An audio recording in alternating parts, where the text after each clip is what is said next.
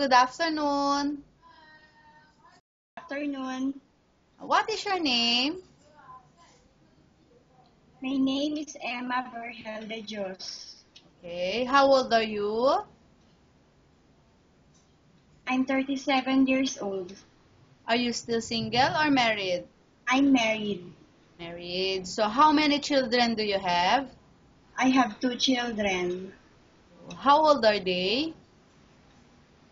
My oldest is 17 years old and my youngest is 16 years old.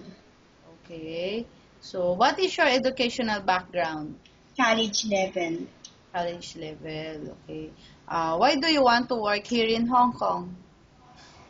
I want to work in Hong Kong to give my family better future and my children good education.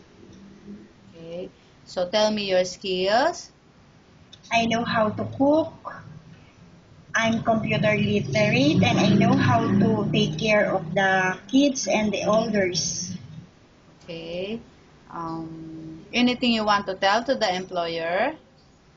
To the employer, good day.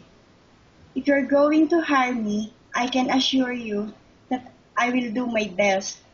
I'm a hardworking person and a person who put dedication on his work.